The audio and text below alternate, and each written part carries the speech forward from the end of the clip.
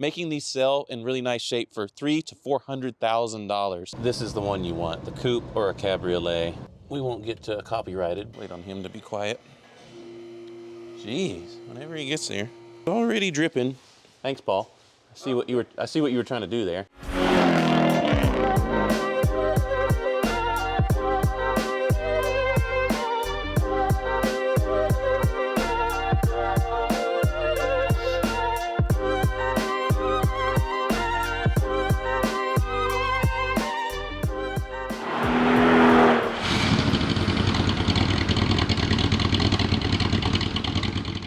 Hey everyone, and welcome back to DC MotorWerks. My name is Cameron, and today we brought you one of my favorite vintage Mercedes. This is a 1971 280 SE, and it is a coupe, but what makes it even more special is that it is a 3.5, so it is a V8 powered coupe.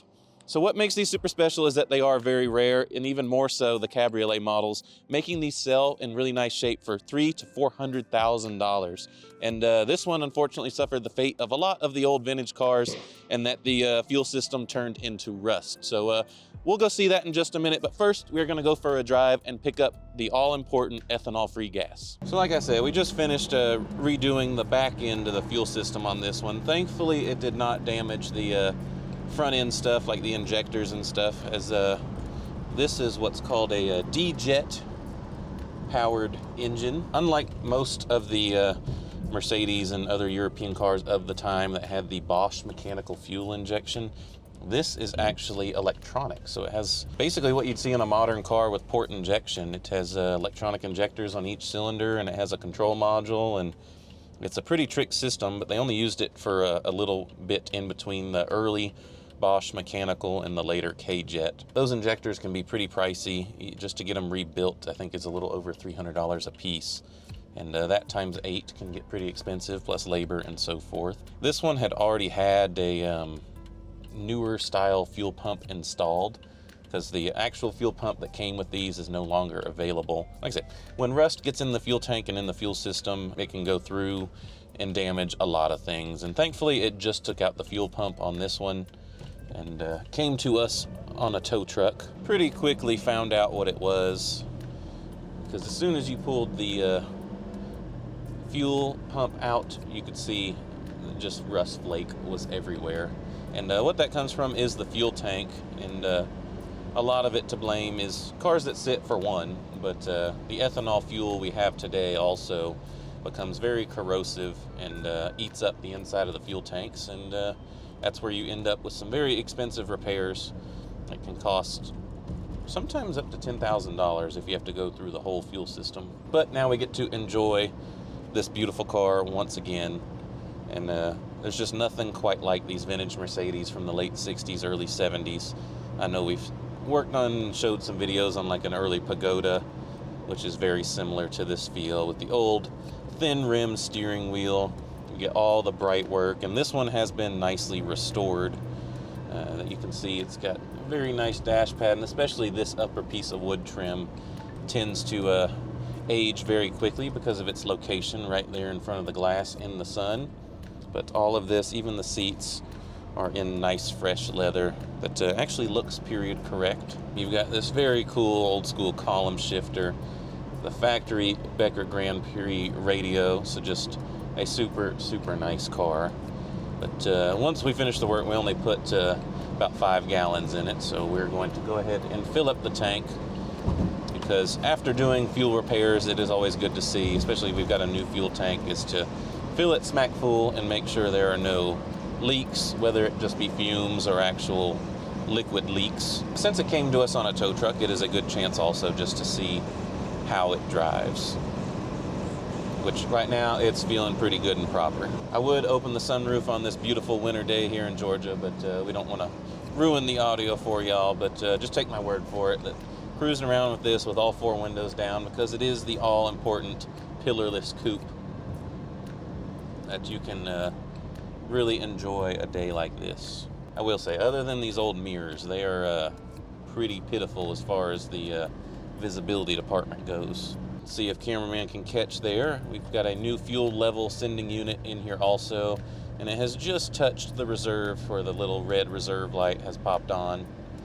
And I always love this center gauge pod on these old cars, on the 111s and 109, 108 chassis. While the 108, 109 is a lot less expensive to stomach, this is the one you want, the coupe or a cabriolet.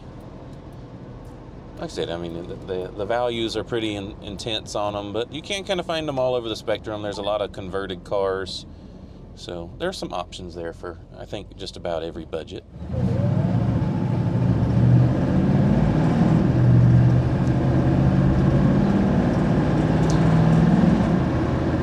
And the 3.5, while a small V8, still has plenty of power to keep up with modern traffic. And this is a 4-speed auto with some very short gearing. See, once we get up to about 60, we're already turning about 3,000 RPM, but that's like the sweet spot for this car, like 55, 65.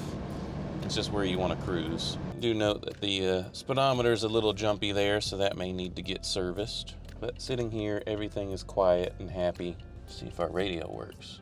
We got some crackles.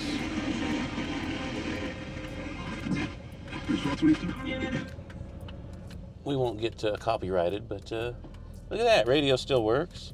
And I'll show you all the beautiful sunroof here.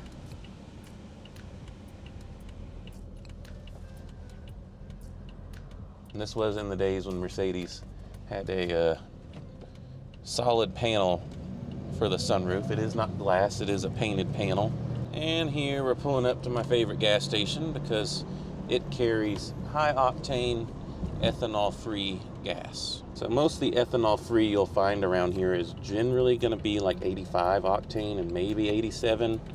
But here we get 90 octane ethanol-free, which is perfect for this old gal here. So any of the older cars we bring here, including my Cannonball 6.9, which we'll stick the video up there. But let's go ahead and fill this thing up.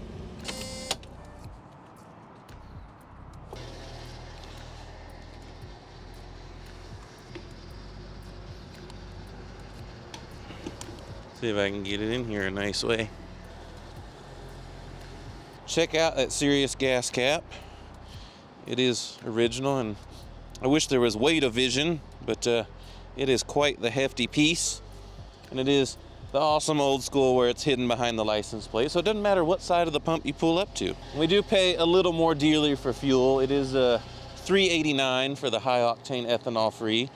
But like I said, to have something that is less susceptible to eating up your fuel system, it is definitely worth it. I don't know if it comes up on camera as well, but it is a beautiful day to appreciate the color of this car. When the sun hits it, it is a beautiful metallic brown, and I think it fits the car perfectly, especially with the color matched hubcaps there, especially with just the bright work they put on these older cars and that iconic old Mercedes grille that a lot of people put on their walls. I do need to find one for our office back at DC MotorWerks, and a homage back to when the grille was your radiator. You kind of have the cap look here, and it just really looks stunning. Maybe here you can get a closer look at what I mean by pillarless, which I know we've talked in other videos. Is that when both these windows come down, there is no pillar in between the door here, so you get this whole open area to enjoy the outside air. Like I said, once you have the sunroof open, it's as close to a convertible as you're going to get. Look at that, I almost said it perfectly. I said 80 and we took $72. Put our 5-pound fuel tank lid back on. And of course, make sure your Mercedes star is facing up. Matches the one on the trunk lid. And now we can head on back. But first, have a listen to this sweet old V8.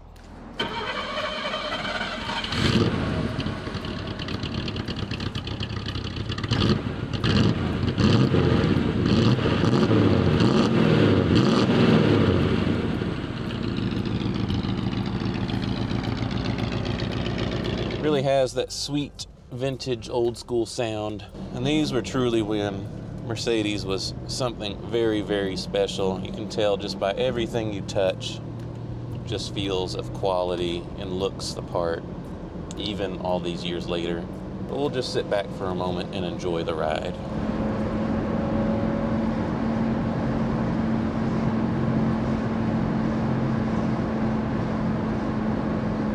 One of the other things we did on this one was put a reman or refurbished steering box in it, so it feels right on point. Do need to have an alignment done to straighten out our steering wheel. These old steering boxes just have a great feel to them when they're not worn out. Here, it's gotten a little warm in here. We can use our cool vent window here. I still wish they did these today. Maybe we'll do that instead of our air there. Have fresh air instead of artificial air. So now, let the engine's at full operating temperature. Our technician, Paul, is ready to do an oil change on the old girl. Will you guide me on the lift, or is he coming? What? I just need guided on the lift.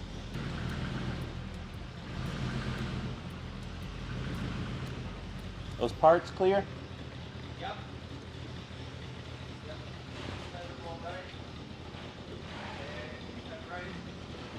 Right or left? Sorry, you're left.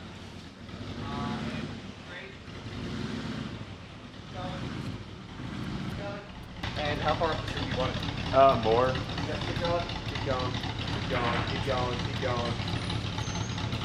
Stop. So now that we're back at the shop, he's got to change some really hot oil. Hopefully it spills all over him.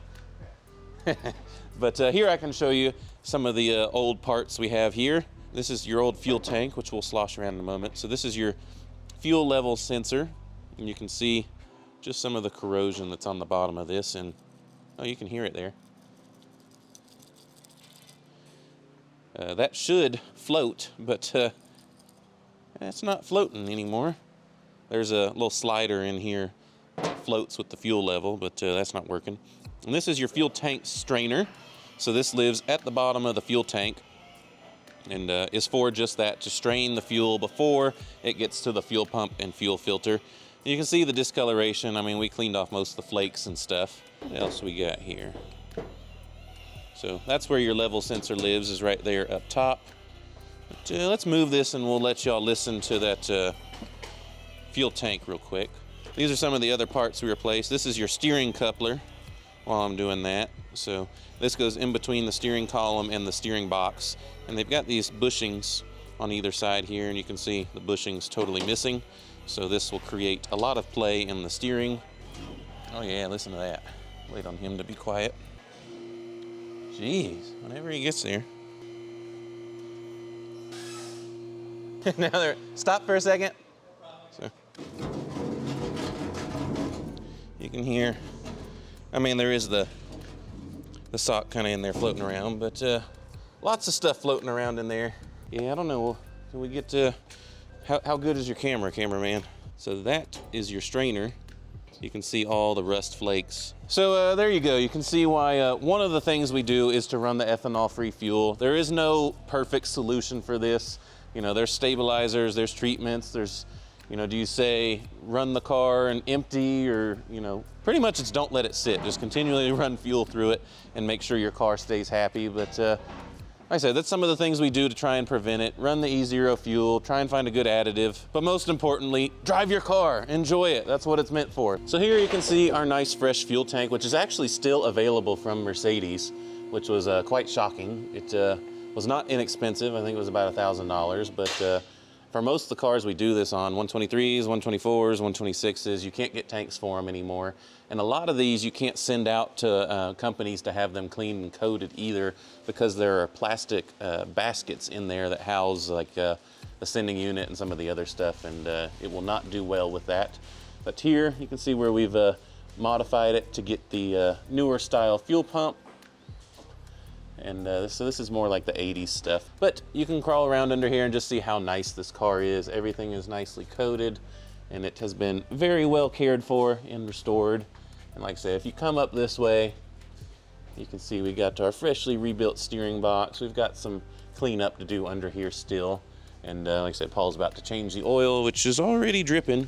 Thanks, Paul.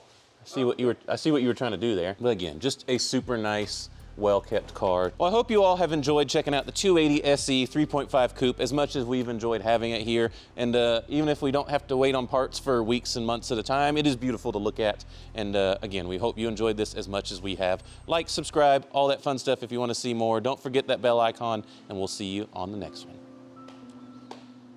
Yeah, dude. That's so good. Bye.